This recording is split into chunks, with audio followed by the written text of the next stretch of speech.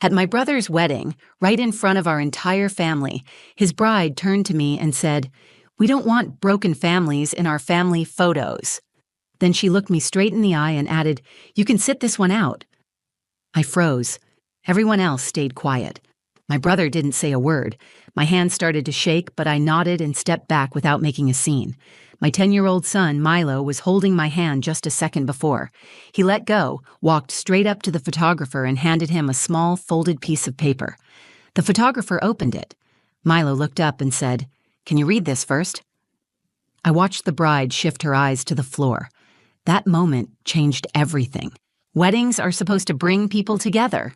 At least, that's what I kept telling myself as I zipped up my navy blue dress and helped my son, Milo, adjust the collar of his button-down shirt. He grinned up at me, missing one of his front teeth, looking more like a boy playing dress-up than a guest at a formal wedding. He was excited. He always loved big events, and he adored his Uncle Elias. I tried to match his energy, but underneath the lipstick and curled hair, I was nervous. I hadn't been to many family gatherings since my divorce 3 years ago.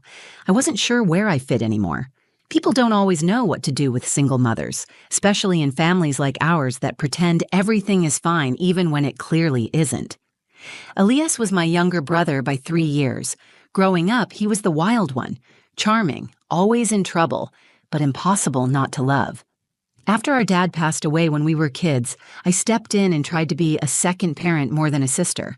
I helped with homework, packed his lunches, stayed home when he was sick so Mom wouldn't have to call out of work. I grew up fast. Elias got to stay a kid a little longer, and I never held that against him. I wanted him to have that freedom. When my own marriage started to crumble, Elias was the one who came over with takeout and terrible movies. He didn't say much, but he showed up. When my ex-husband walked out on us for good, Elias carried my couch down the apartment stairs himself so Milo and I could move into a smaller place. That's the kind of brother he was, not perfect but solid when it mattered.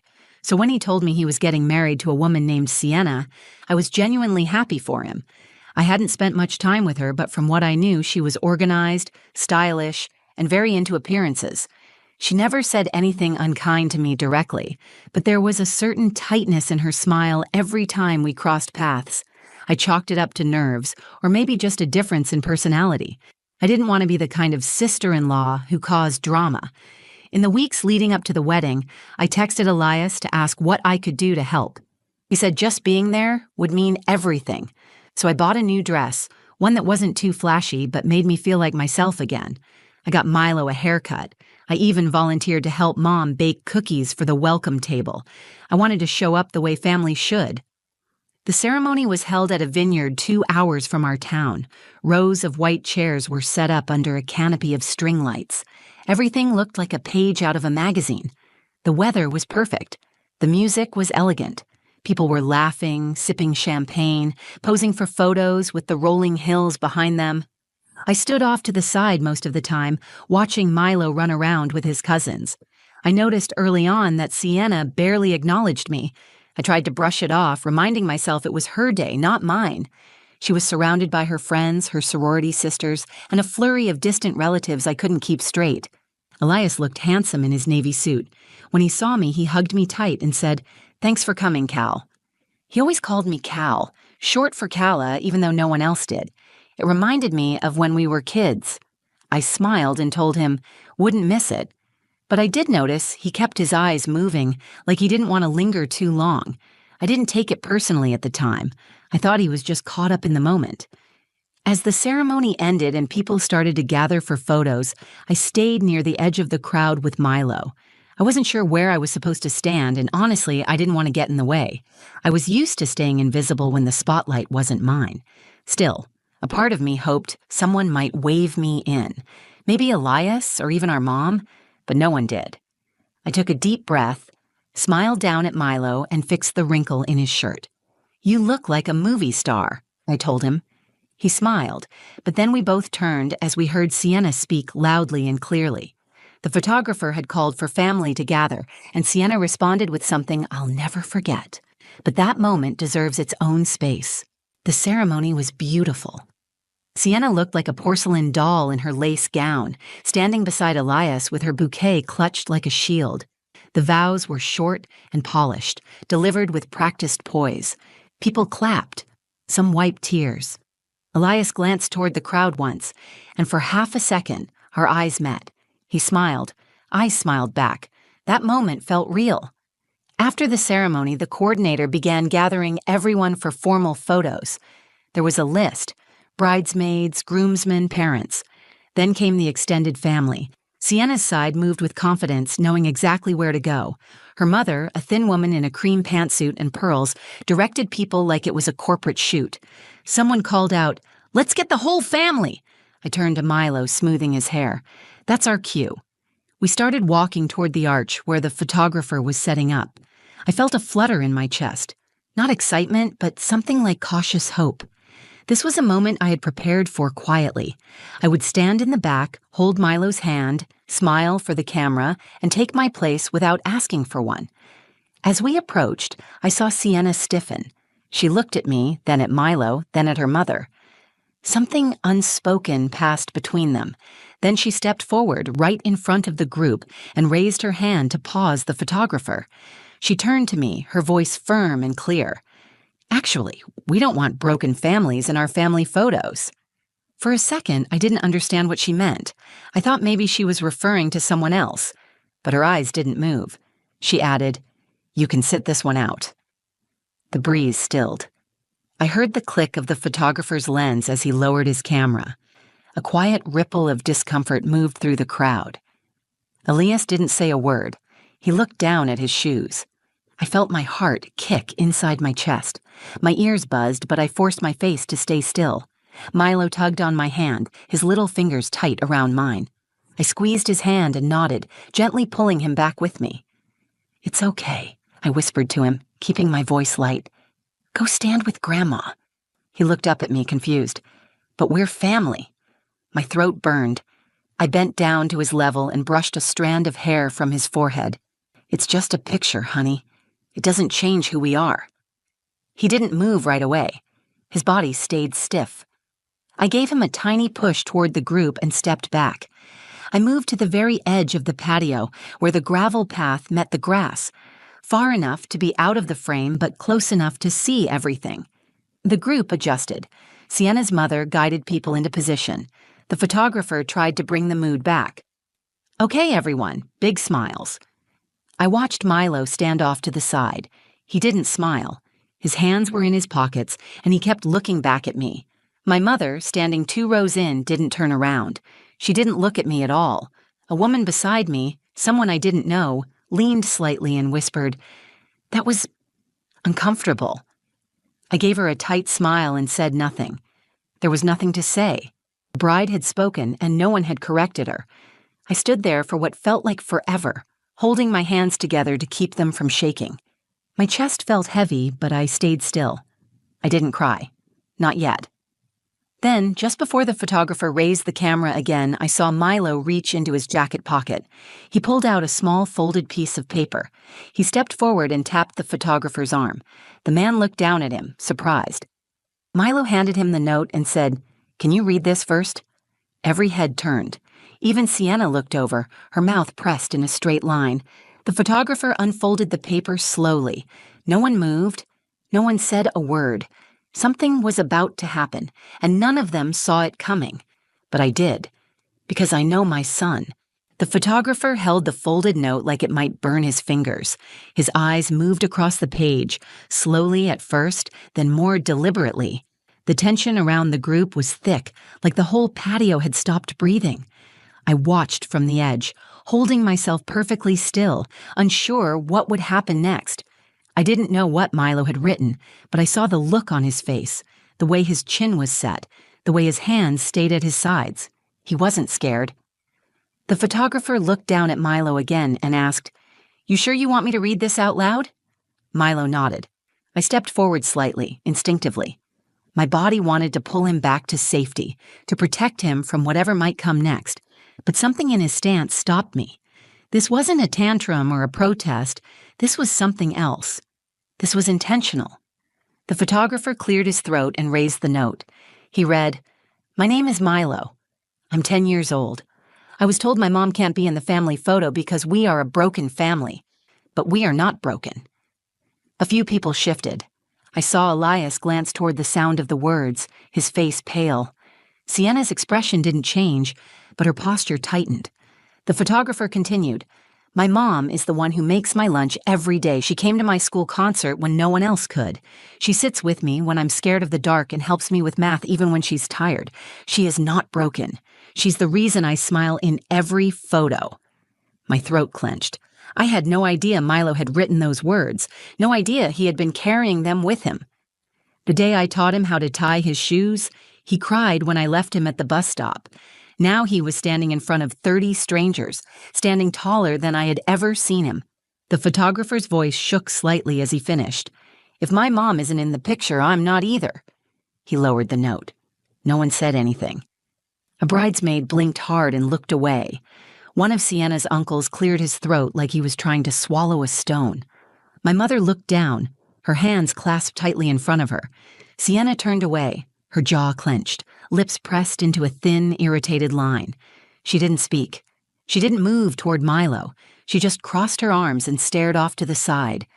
Elias stepped forward. He walked through the group until he reached Milo, then crouched beside him. "Did you write that?" he asked softly. Milo nodded again. Elias looked toward me. For the first time all day, he really looked at me. His face was a mix of guilt, love, and something I hadn't seen from him since we were kids, shame. He stood, held out his hand, and said, "Cal, come take your place." My legs felt heavy. My instinct was to protect Milo, to scoop him up and walk away, to shield him from any more stares. But then I saw his hand still open, reaching for mine, and I realized this wasn't just about me anymore. This was about my son knowing that the people who love you stand up for you even when they're scared. I walked to them. My heels crunched softly on the gravel, but it felt like thunder in the silence. I took Elias's hand, then Milo's.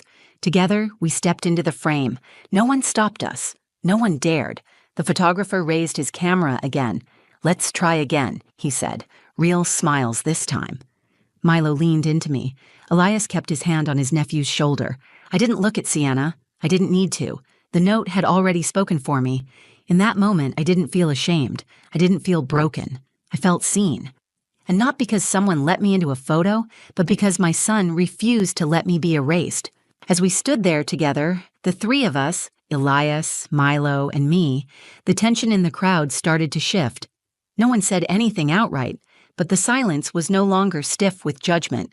It was filled with something heavier, something real. People began adjusting their posture.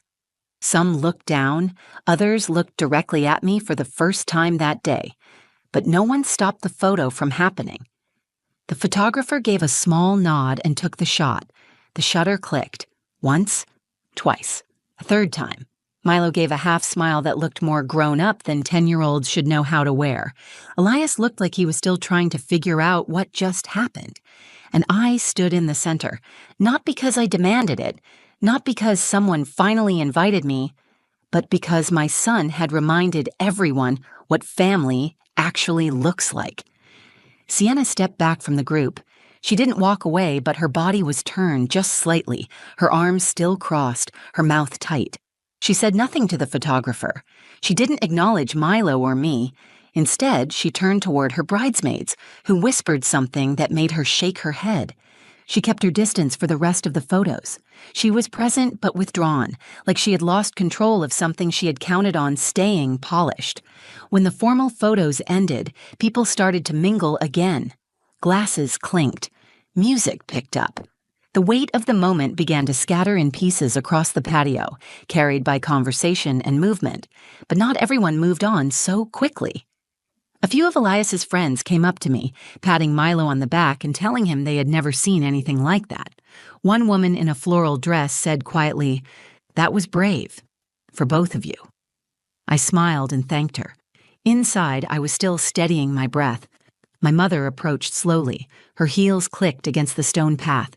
She stopped beside me and looked at Milo, not at me. "You're raising a good one," she said. Then after a long pause, she added, "I should have said something earlier." I froze. I didn't offer her comfort. I just nodded and said, "Thank you." That was all either of us could manage. Her silence had been loud, but I wasn't there to tally failures. I was there for my son. Later, as the reception began and people filed into the barn for dinner, I walked with Milo toward the buffet. Elias caught up to us near the entrance. He reached for my arm, stopping me gently. "Can we talk?" he asked. I looked at Milo. He gave me a quick nod and headed inside. Elias shifted uncomfortably. "I didn't know she was going to say that. I swear, I would never have let that happen." "But you didn't stop it," I said. He dropped his gaze. "I know, I messed up." There was a pause, not empty, but full of what had been left unsaid for too long. "I didn't want to ruin the moment," he said. "But Milo, he did what I should have done." "He reminded you what family is," I said. Elias nodded. "He's the bravest person here." I could see the guilt on his face, and I didn't want to pour more shame into a wound he now understood, but I needed him to carry that truth with him. "I showed up, Elias. That's what I always do, even when it's hard, even when I'm not wanted." "You were wanted," he said quickly. "I was just too scared to show it." It wasn't enough, but it was honest. He pulled me into a hug. It wasn't showy. It was quiet and real, the kind of hug that comes from years of history, not just a day in a rented suit. He held on longer than he usually would. "Thank you for being there," he said. "I always will be, whether I'm in the picture or not." Then we pulled apart, and I walked back inside, where Milo was waiting, holding 2 plates of dinner, one for me, one for him. He handed me mine and said, "That was weird, huh?" I smiled. "Weird and perfect in its own way." He nodded. "Still glad we came." "So am I said. And for the first time that day, I truly meant it. The drive home that night was quiet. Milo sat in the back seat barefoot, his dress shoes tucked under his arm like a secret. He had danced until the very end, twirling around with cousins, sneaking extra cupcakes, and laughing like nothing had happened. But I knew it stayed with him. Kids understand more than they say.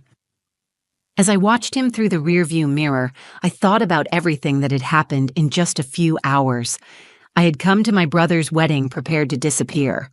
I had come ready to stand in the background to let the new family form without needing to be seen. I didn't expect to be welcome. I just didn't think I'd be openly rejected.